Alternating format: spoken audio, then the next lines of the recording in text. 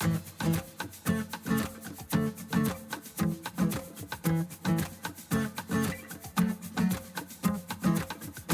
podcast is a quest for well-being, a quest for a meaningful life through the exploration of fundamental truth. Enlightening ideas, insights on physical, mental, and spiritual health. The inspiration is love. The aspiration is to awaken new ways of thinking that can lead us to a new way of being well. Welcome to Body, Mind, and Soul Healing Conversations.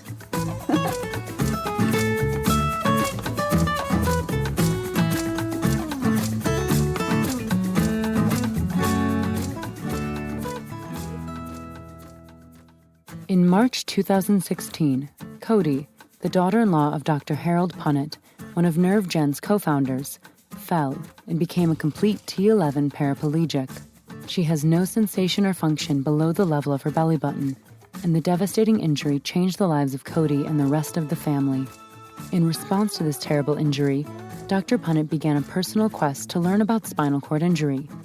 Through his research, he discovered a revolutionary nerve regeneration technology of deep biological logic in Dr. Jerry Silver's work at Case Western Reserve University, CWRU. Dr. Silver and Dr. Punnett began a conversation that resulted in the formation of NervGen Pharma Corp in 2018. Dr. Punnett's hope is that the work performed by NervGen will be able to help Codi and others suffering from paralysis. He is also very excited that the technology may also lead to novel new treatments for other serious neurological conditions, such as neurodegenerative diseases. Valeria Teles interviews Paul Brennan, MSc in Physiology, BSc Honors in Life Sciences, President and Chief Executive Officer at NervGen Pharma, and speaker. Paul Brennan is the President and Chief Executive Officer at NervGen Pharma. He has over 30 years of experience in the pharmaceutical and biotech industries, working in leadership roles in general management, corporate strategy, commercial planning, business development, and regulatory affairs in Canada, Sweden, the United Kingdom, and the United States. Most recently, Mr. Brennan's experiences include senior business development and management positions in various biotech companies, including Equinox Pharmaceuticals, Arbutus Biopharma, Espriva Pharmaceuticals, and Anor Med Inc. Mr. Brennan has a comprehensive list of business development and licensing transactions, totaling over $3 billion in value. He played key roles in the merger of Tecmira Pharmaceuticals and Encore Biopharma to create Arbutus Biopharma, in the sale of Espriva Pharmaceuticals to Vifor Pharma for $915 million, and in the sale of Anor Med to Genzyme for $580 million. Prior to working in biotech, Mr. Brennan held senior roles in business development and regulatory affairs at AstraZeneca. Mr. Brennan holds an MSc in Physiology and a BSc Honors in Life Sciences from Queen's University in Kingston, Ontario. Meet Paul at NervGen.com. Here is the interview with Paul Brennan.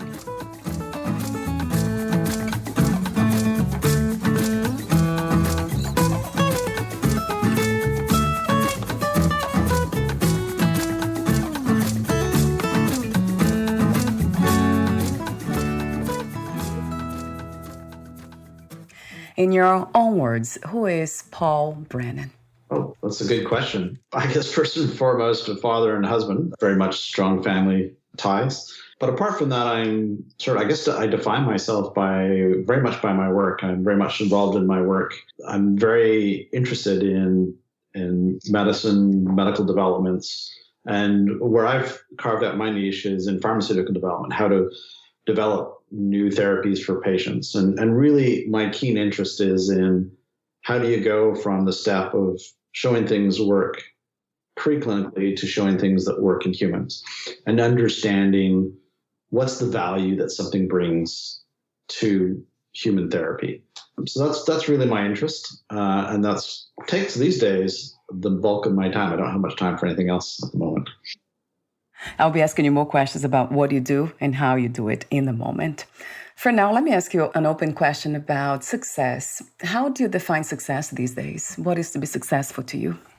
Oh, well, success personally is knowing that you've done a good job, achieved what you've tried to achieve, that you haven't taken shortcuts and you've done the best job possible, and asked the right questions and done the right things to answer those questions. So it's about satisfaction, knowing that you're happy with what you're doing. And that could be work, it could be playing sports, it could be reading a book, it could be anything. It's really just being satisfied with knowing that you're approaching, you're being, to quote what people say a lot, best version of yourself. Yeah, I love that idea. So you connect the success that you speak of is connected to happiness and satisfaction. And how do you measure that in a sense of, is that a feedback based? How do you measure that? It's yourself, the way you feel or the way you make other people feel? Well, that's a good question, actually. I was going to say the way you feel, but the way you feel is definitely reflected in the way you make other people feel. That's an element of contentment. You sleep well at night, I think, is one of those things. And how you interact with people is huge. For me, how you interact with people is really, really important. You have to treat everybody with respect. I was just thinking about this the other day, that everybody deserves respect, who you work with. I think, going back to who am I, I'm a very curious person. I always wanting to ask questions, always wanting to learn, and treating with people with respect is being curious about them and really understanding what motivates them, and asking questions. So in the end, so I've gone back to your previous question, but how you measure it is really your level of contentment and satisfaction at the end of the day. True. I love that component, the being curious, which to me, it translates as being open to life. That helps a lot when it comes to relationships, because then we become less judgmental and more open to ask questions. Why do people behave the way they do? Why they feel the way they do? That sometimes bother us. I love this idea of navigating life in such a way. I agree with you entirely. It's really important to be open to other people and ideas and questions. And you can have everybody will have their own ideas and biases, but you should always seek to challenge those. And I do. It's my most favorite discussions are with people who have opposing views to me. That's a practice, isn't it, Paul? It's not something that is that we learn and then in one moment in time and then that's it. It doesn't seem to be that way. It's something that we keep practicing, right? Yeah, and I think for some people it's just innate. Some people are like, others aren't. I was very much influenced by a high school teacher that I had who I think it's really hard to know how you end up, how you do. But if I were to point to one thing, I had a history high school teacher who would take a topic. It was actually a politics and history. And he would take a topic and ask us to look and analyze at opposing views and take the same topic and look at it from the left or from the right or from, regard whether it was political or environmental or whatever it was, to critique and support the arguments from both sides. And ever since then, I've always been doing that. And if you were going to argue left, I'm going to argue right. If you're arguing right, I'm arguing left. I'm very much a centrist that way. Yeah. Another question I have for you, open question, is about the purpose of the human experience. If life had one purpose only, what would that be from your perspective? That's a big question. Yeah. For me, it's to develop and grow, to learn. But I think it's different for other people. But for me, it's to contribute, to help advance and develop. We're a population of humans, and for me, what drives me is that ability to know that I've done something to help humanity going forward. So that, I don't know why, but that's really what I find satisfying. Interesting that you said that too. I don't know why, because I get this answer a lot. Pretty much everyone says the same thing. in a different way. So we are here to help ourselves and one another. Basically, they say help one another, contribute or do something that is worthwhile. And I often wonder why, too. I know you just said that you don't know exactly why. I have some ideas, though. They might be theories, spiritual theories, that we are all connected, that has to do with this innate knowledge or wisdom that we all know that we are all connected, deeply connected. Not to say one. Might be. No, I've heard those points. I think they're interesting lines of discussion. I think that's one of the things that really separates us from humans from animals. And not to say that animals aren't important, but I think humans advance over time, and they become, hopefully for the most part, better, not always. Right, true. As we continue, we will, and we'll become caretakers of the world and be more and more advanced as a society as we grow. And I think that's what maybe it's, to take a scientific look at it, maybe we evolved that way to become that sort of species.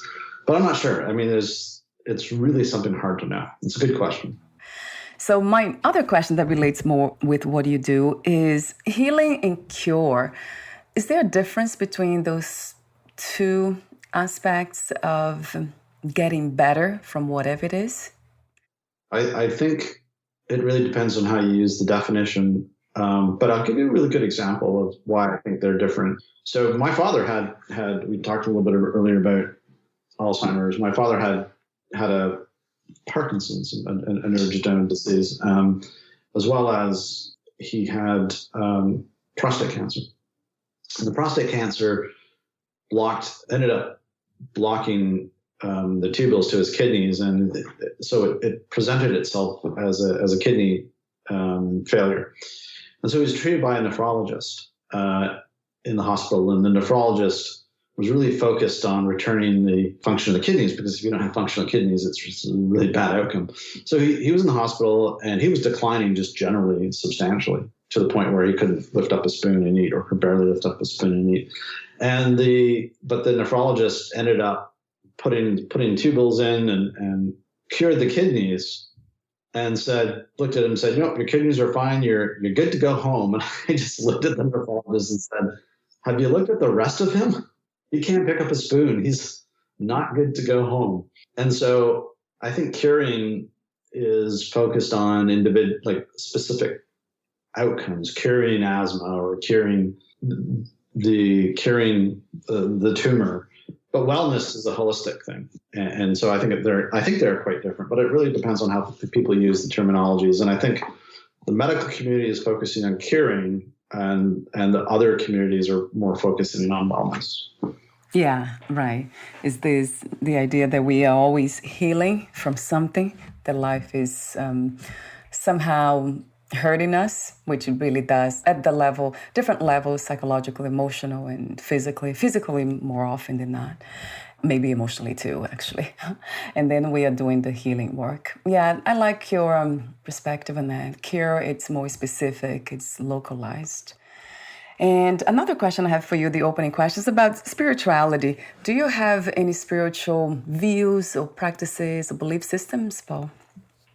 I don't have any recognized belief systems that would be categorized as being Christian or Islam or Judaism or any of the other religions. I grew up going to Catholic school, but I would not categorize myself as specifically Catholic or Christian. I'm not an atheist. I believe many people think atheism is not a belief system, but I think it is a belief system. You have to believe to be an atheist, that there's nothing beyond what we can calculate. And so I'm not an atheist. But it kind of puts me in the really woolly category of agnosticism, where you really don't know.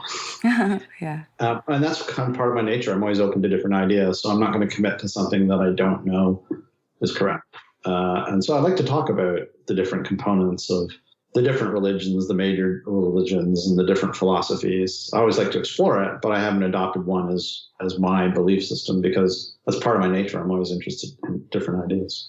I love that too. Spirituality is just a label, but we do consider a lot of the things, practices we have, let's say meditation, prayer, being a spiritual practice, but I don't know. It's just a label from my perspective too. What do you love most about being in a human body? Being in it goes back to Sartre's comment, I think, therefore I am. And just being. Yeah. Experiencing the world is fantastic. I love experiencing the world and being. So it's really simple, actually. Yeah, that's funny because that might be one of the highest spiritual ideas, understandings, like concepts. It's to just be, not be attached to anything, belief systems, and just be what you are. And that's very freeing, actually, to think that way. And speaking of freedom, what is your idea of freedom? What is to be free to you? Whoa, that's a good question. It's not being attached to material things or schedules or just to be free. And I don't know that anybody's truly free. I know I'm not, because I enjoy my house and I live. Yeah. But I think that would be true freedom, not to be worried about material components, ownership, time. And I think that's where Buddhists go, right? In the Buddhist religion is to go and seek freedom through lack of material ownership. It's a kind of interesting concept, but not one I'm yet ready to use. In a way, I love what he said too, that no one's really free. That resonates true to me, because we're always tied to something, some sort of condition of the mind or body, and the body especially. So I don't see a way of being free from those conditionings. I think what you can do is set the conditions by which tie you. It's an interesting discussion, is rather than, because really you can go the Buddhist way and try and seek nirvana through meditation, but you'll always be tied, for instance, to your body. And so maybe seeking freedom is not really seeking total freedom, but trying to understand and set the boundaries that tie you and think about, make conscious decisions about what it is that you want to tie you. Because many of those are unconscious decisions, right? So true. Absolutely. Yeah, there are so many layers to be uncovered. That is for sure. Fundamentally, we have the body. So the body is, to me, is the anchor of conditionings. There are so many already established that we can't change. Knowing that we will lose the body one of these days, that's another condition, a big one for most people. Yeah, I love that question about freedom. What is freedom? What comes to me is just accepting everything, life the way it is, and becoming, not having a life, but being life. I am life. I don't have one. That kind of puts me in this space of surrender, total acceptance, and I call it freedom, actually. That's, to me, is the only way to find freedom, by accepting, embracing everything the way it is, exactly the way it is. At this time, what do you think is or feel is the world's greatest need? Oh, well, I think there's a lot of discourse out there, unfortunately. And so learning to exist when one has opposing views. And I do think environmentally we need to depoliticize it and make it more about intellectual discussion to be the right caretakers of the world. And I wonder if the idea of love is connected to the ideas that you speak of. What is love to you? Unconditional acceptance of people, or the people you love, you tend to unconditionally accept and help and support them. So you are a chief executive officer at NervGen Pharma. So talk to me about what inspired you to do what you do today, and how did you become interested in medicine? Yeah, that's a decision I made in high school, when I knew I was good at sciences and I could do well in sciences and maths. And I had a choice between going towards the biology biological sciences or engineering, because I was good at physics, I was good at chemistry, good at biology. And I actually I had originally applied to go into engineering, but I found when I took my senior level biology course, just the most fascinating subject, how the body works, from the large level of, how the heart functions to the detailed level of what the different cells in the heart do and how they interact with each other. And so that was really what intrigued me. And I went into life sciences at university. I was very much intrigued to go into graduate school and look at doing research, learning more about, again, it's all about I love learning things, right? Yeah. So going to graduate school, and then that just put me into the pharmaceutical industry, that I had to get a job. So I did a master's degree, not a PhD. I ended up getting a job and worked in sort of regulatory affairs.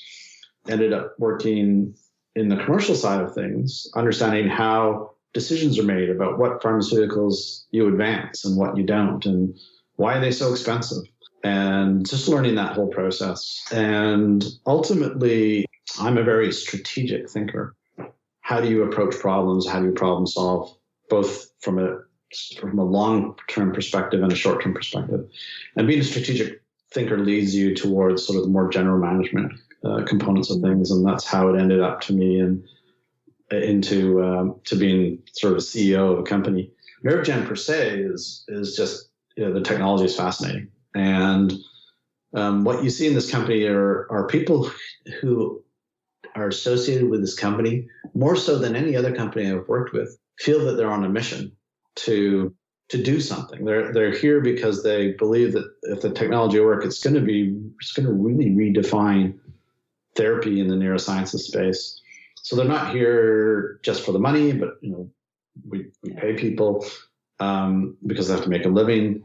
Many people are here because we feel that this is something, if it works, if what we see in our animal studies translates to humans, we're going to be part of something big and really change the world. And so there's very much that type of culture here. And so it's, for myself, the same thing, that I joined 2 years ago when the company was in its infancy, and I just saw this amazing opportunity with so many different strategic questions to be answered that it's just fun.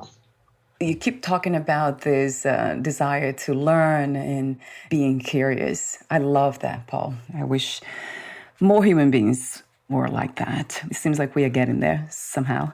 So talk to me about the history of NervGen. How did that begin? Yeah, it's a really interesting history. There's two parallel paths to the history. The one was our scientific founder, a guy called Dr. Jerry Silver, who was interested in spinal cord injury. And so he did a lot of research in spinal cord injury. And he discovered that when you have an injury to the brain, whether it's the brain or the spinal cord injury, you get a scar that forms. And this scar is what's responsible for the brain from repairing itself. So you know that if you have a spinal cord injury, unfortunately, there's not much repair that occurs over time, and you have that injury for your life. And the reason is because a scar forms, and the scar is stopping the natural repair mechanisms.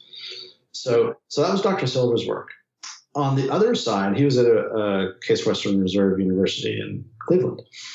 On the other side, there's a gentleman, a dentist, based here in Vancouver, whose daughter-in-law got in a terrible accident. She got into a spinal cord injury accident and became a paraplegic. And he wanted to find a solution for her. And I think she was in her late 20s, and she had 3 young kids. It's a terrible situation for the family, and he couldn't sleep. So he started to research what was available out to help treat his daughter-in-law. There's nothing approved to help treat spinal cord injury patients, either at the time of the injury or to help recover after. What was in the clinic wasn't really very interesting, but the work done by Dr. Silver was really differentiated.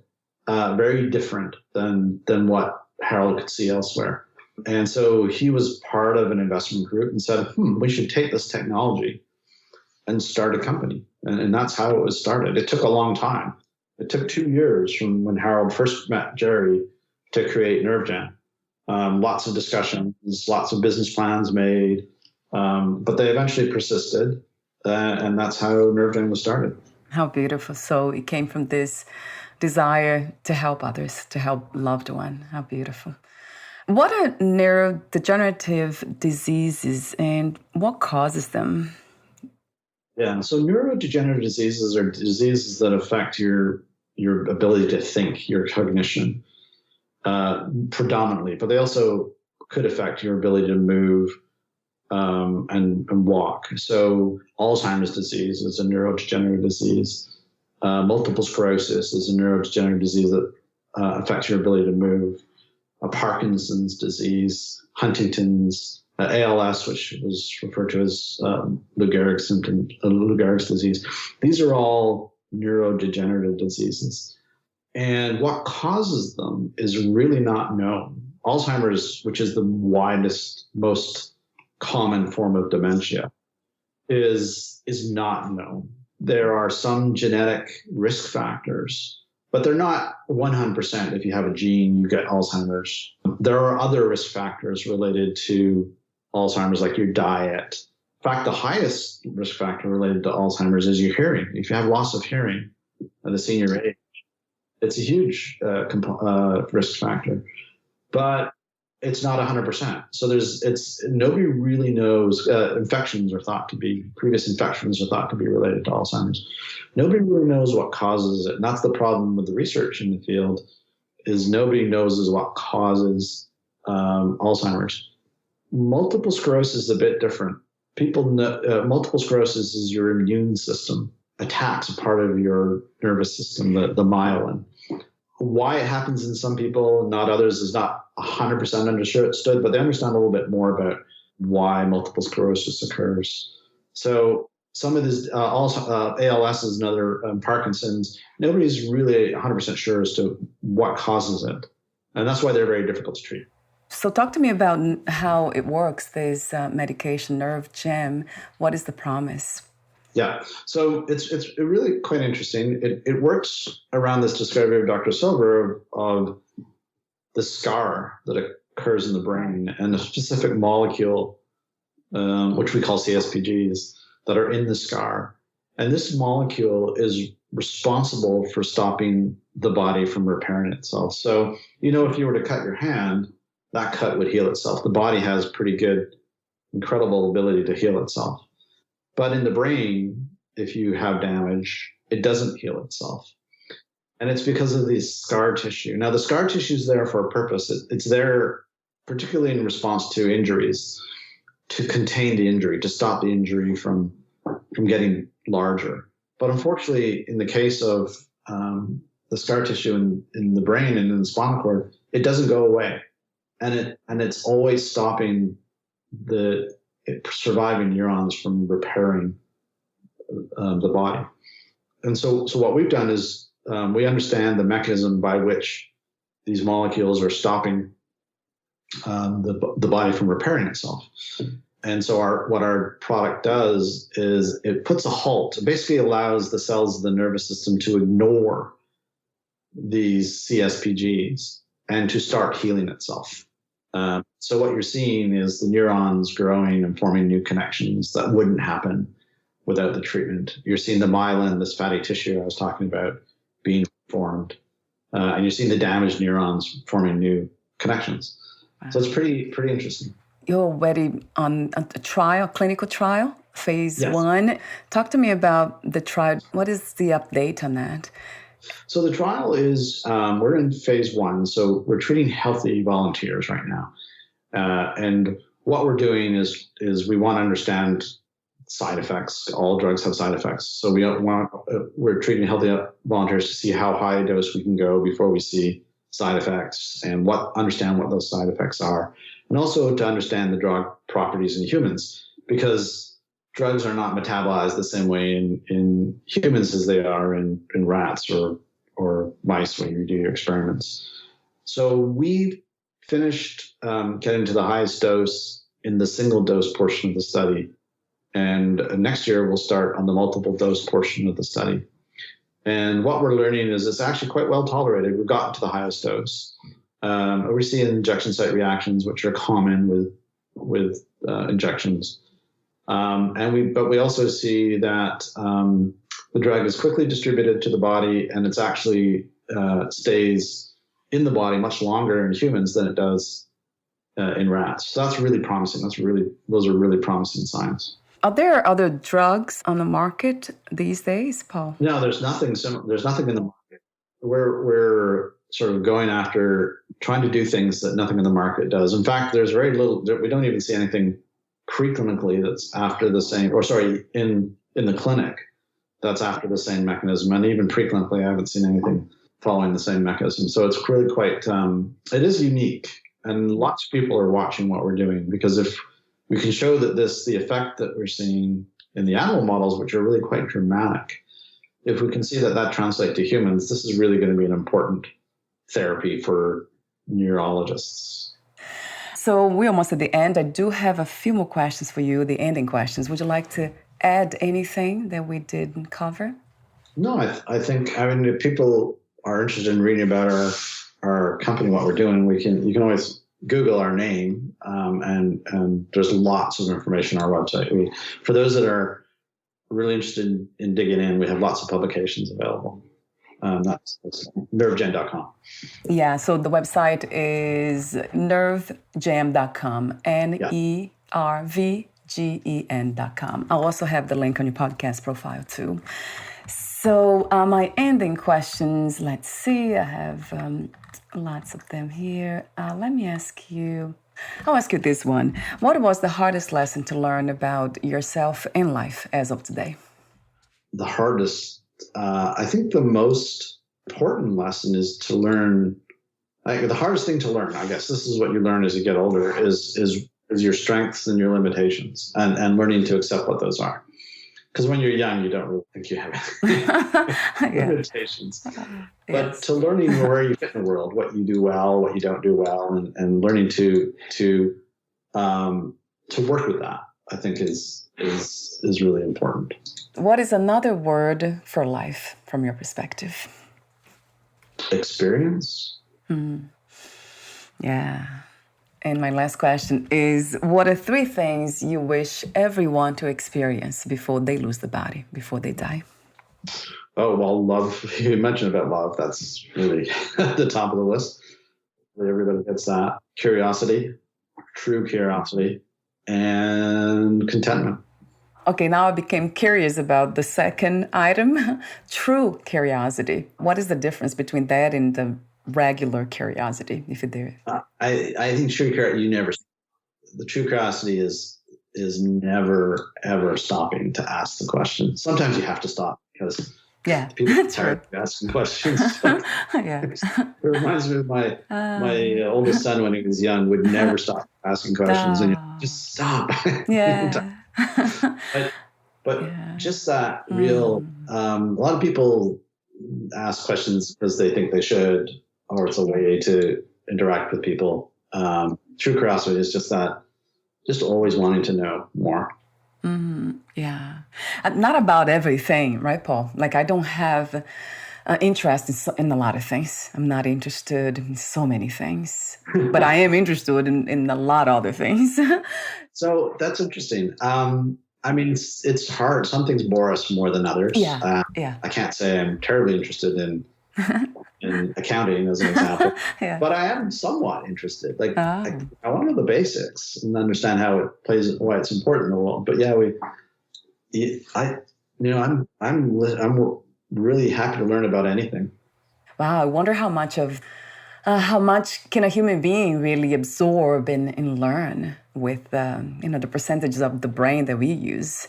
Oh, it's interesting. I hear quotes from scientists, whether it was 10 years ago or even 100 years ago, that say, we know 80% of what we need to know or about the body, and we're not even close. There's so much. And so I hope that I'm still asking questions the day before I die. The only question I have on that, or the way I question that in a way, is that how much we can really take in without influencing our mental health and our well-being. Because I noticed that the more I activate my brain by learning, reading things, especially before going to bed, then I can't sleep. it becomes like, just the brain doesn't stop asking more questions and trying to answer them by itself. And then it becomes a snowball. True. So, you don't learn things you do learn things when you meditate, but you're not asking questions. But you do need your brain to turn off and relax and reset for sure. That's why we sleep and do other things. But generally, there should never be a time in a day that goes by where we don't try and learn something. Yeah, that sounds very realistic to me, learning 1 or 2 things every day, being curious. Yeah, absolutely. Thank you so much again for sharing your wisdom, what you do and how you do it, and this beautiful desire to help other people. Thank you, Paul, for what you do. Well, thanks very much. Thanks for the interview. I really enjoyed it. And before we say goodbye, again, where can we find more information about you, your products, services, and future projects? About NervGen, NervGen.com is really the best place. We've got lots of information on our website, and you can go there. There's a little tab at the top called Notitia for those that like to read scientific articles where all the real detailed data is. But we also have on our website just general presentations and videos and things like that are really interesting. Wonderful. Thank you again, Paul, and we'll talk soon. Bye for now. Thank you very much. Bye. Thank you. Bye.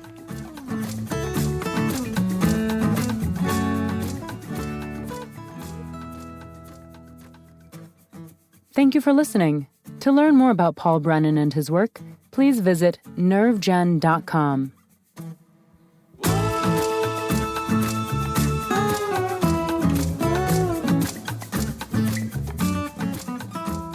To learn more about this podcast, please visit fitforjoy.org/podcast.